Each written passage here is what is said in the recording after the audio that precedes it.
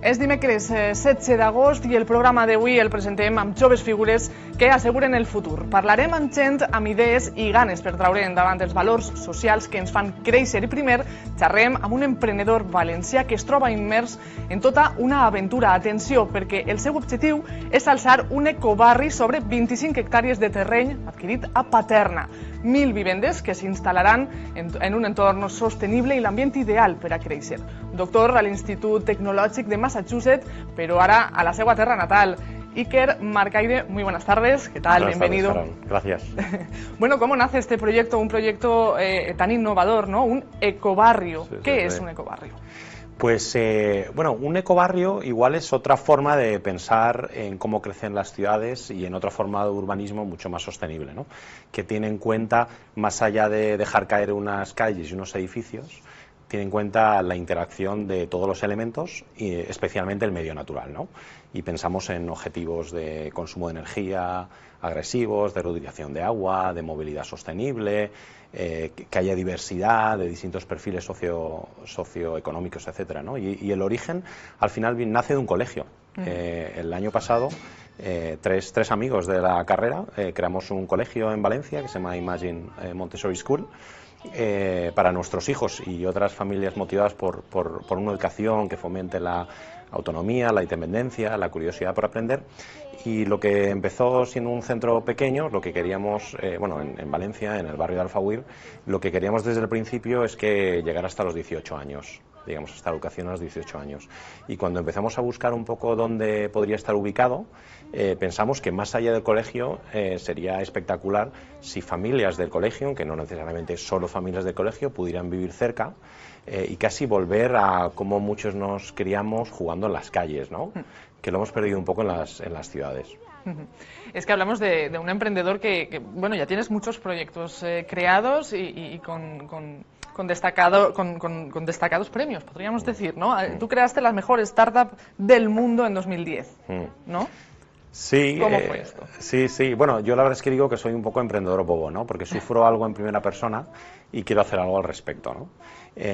Con la primera empresa, cuando estaba en Estados Unidos, fue intentando pagar la matrícula a la universidad y me di cuenta que al final pues terminas pagando muchas comisiones a los bancos y bueno, pues me aventuré un poco casi como muy ingenuo, ¿no? a lanzar con lo que yo quería que fuera la alternativa a la transferencia bancaria, y es una solución que hoy usan cientos de miles de estudiantes internacionales de todo el mundo, de prácticamente todos los rincones del mundo, para ir a estudiar a universidades en el extranjero. Y más o menos a día de hoy está ahorrando unos 50 millones de dólares al año a estudiantes. Y ya en 2014, cuando me volví a Valencia, ya con hijos pequeños, es un poco cuando me crucé igual con el tema de la educación, que no ha cambiado mucho desde que yo estudié, ¿no? Hace 30 y pico años. Y de ahí pasamos a crear el colegio y ahora el barrio, ¿no? Y a saber qué otras cosas. Sin duda, más ideas como estas son las que nos hacen falta en nuestra sociedad. Vamos a escuchar unas declaraciones, no sé si es un compañero tuyo, ahora nos diràs, que transmiten els valors, no?, que vol Iker Marcaide transmetre en les seues idees. Gracias a esos valores que integra el barrio La Pinada, pues tenemos ilusiones y objetivos comunes. Es único porque en términos generales las opciones habitacionales siempre eran las que venían dadas por el mercado. Y ahora pues tenemos ese espacio de reflexión, de poner en común nuestros valores y nuestros intereses para gestionar nuestro propio barrio, diseñarlo, ponerlo de una manera en concierto con nuestros ideales de vida y con nuestros ideales para dejarlo a nuestros futuros, a nuestros hijos y a nuestra comunidad. Ahí el teníem. ¿Quién es? ¿De qué está hablando? De este ecobarrio que hablábamos al principio. Sí, Juancho es un futuro habitante. Estamos muy acostumbrados, yo creo, se nos dan las opciones, ¿no? Cuando todas las decisiones ya están tomadas, es cuando en ese momento ¿no? se nos ofrece o alquilar o comprar viviendas, ¿no? Nosotros, más que vivienda, casi lo que estamos ofreciendo es vivir, ¿no? Y casi mucho más al principio, diseñar conjuntamente, que es algo como, no sé si bastante disruptivo, innovador en este sector, ¿no? Que es casi crear el barrio con los futuros habitantes. Entonces, y al gusto de, ¿no? Sí, al gusto, las familias, todo, ¿no? Prácticamente todas las dimensiones. Entonces, más que partir de una solución predefinida, lo que estamos es, a través de la web, etcétera, la gente se va apuntando cuando le motiva el sueño y el concepto. Y a partir de ahí hacemos talleres de co-creación para ir definiendo un poco el marco en el que nos gustaría vivir a todos, ¿no? Desde marco de gobernanza, desde, ¿no?, el límite entre el espacio público y el espacio privado, partiendo incluso del presupuesto de cada uno, ¿no? Para tampoco excluir a gente desde el principio, ¿no? Ahora te voy a preguntar precisamente por el dinero, siempre es el escollo principal. ¿Cómo se financia esto? ¿Cómo arrancáis, no?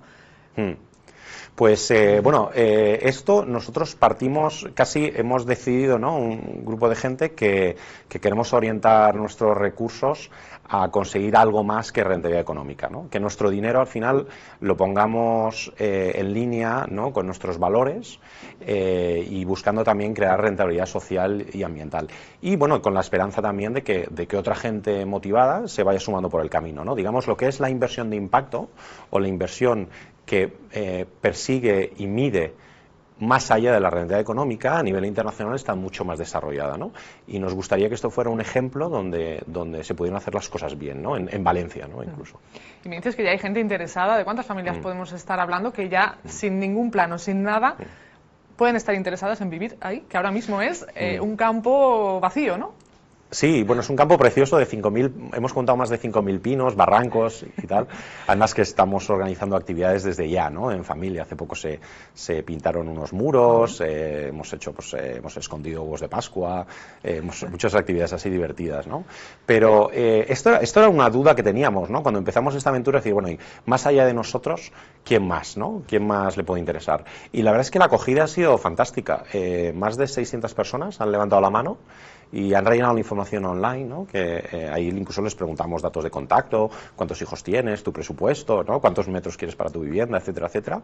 Y de estos grupos la idea es, vamos haciendo talleres de co-creación para ir configurando un poco el grupo motor que va a acompañar a todo el equipo técnico en tomar decisiones, ¿no?, concretas. Porque hablamos de un barrio en el que cabrían unas 3.000, 4.000 personas. Estos son muchas familias. De momento lleváis, me has dicho, 600. ¿Cuántas cabrían en total? Sí, bueno, la ficha urbanística define alrededor de 1.000 viviendas, ¿no? Y la idea es ir sumando cerca, ¿no?, a gente, ¿no?, por el más por de el la camino. mitad lleváis ya. Sí, pero la verdad es que es bastante atípico en el sentido de que al final la gente se está apuntando con un sueño y un concepto, ¿no? La gente está muy acostumbrada a, sobre un plano, ¿no?, tomar decisiones, ¿no?, una vez que todo está delimitado y acotado, ¿no? Pero yo creo que con eso se pierde cierta riqueza en crear la solución. Bueno, pues danos algún adelanto de cómo se está diseñando, cuáles son las peticiones de estas familias, por ejemplo. Sí, pues la verdad es que es muy interesante escuchar. A mí lo que más me ha llamado la atención, que también queríamos incorporar perspectiva, es de los niños. Más allá de preguntar a los adultos, hemos preguntado a los niños qué es lo que les gustaría, ¿no? Y claro, a mí me encanta escuchar cosas como yo quiero dinosaurios, ¿no?, pero dinosaurios de piedra, ¿no?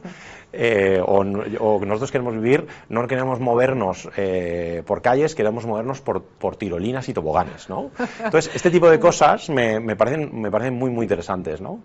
Lo que sí que estamos viendo es que los adultos, las perspectivas de los adultos tienen bastantes rasgos en común respecto a, oye, queremos tener la mínima huella, por ejemplo, huella de carbono, ¿no?, en nuestra forma de vida, o oye, ¿cómo podemos hacer para generar menos residuos, ¿no? Y estas cosas yo creo que son bastante comunes, ¿no? Oye, ¿cómo podemos huir igual de nuestro coche privado, ¿no?, que ocupa espacio, que está infrautilizado, etcétera, etcétera, ¿no? ¿Qué otras soluciones puede haber? Bueno, es una idea desde luego interesantísima y que seguiremos muy de cerca porque que nos parece de verdad el futuro, ¿no? Podríamos decir. ¿Animas a la gente que tenga este tipo de ideas a llevarlas adelante, ¿no? Es el futuro, ¿no? Este tipo de... ¿Vamos hacia allí o está difícil la cosa? Yo creo que al final hay que lanzarse ante las cosas que son importantes, no las cosas que son fáciles, ¿no? Y aquí en concreto estamos haciendo algo, intentamos hacer algo muy distinto en contenido y en forma, para un sector que viene de un origen bastante perverso, ¿no? Y yo creo que es algo que merece la pena, ¿no? La nueva agenda urbana de Naciones Unidas ya definida que, oye, que las ciudades tienen que crecer de otras formas mucho más respetuosas, más sostenibles. Así que yo evidentemente animo a aquellos con ideas alocadas, ¿no?, a que se que se lancen si pueden tener un impacto positivo, ¿no?, en nuestro entorno especialmente. Así es. Muchísimas gracias, Iker, por Gracias. estar con nosotros y ánimo en ese proyecto esperanzador i il·lusionante. Gràcies. Gràcies. Gràcies. Bueno, i qui no ha escoltat una i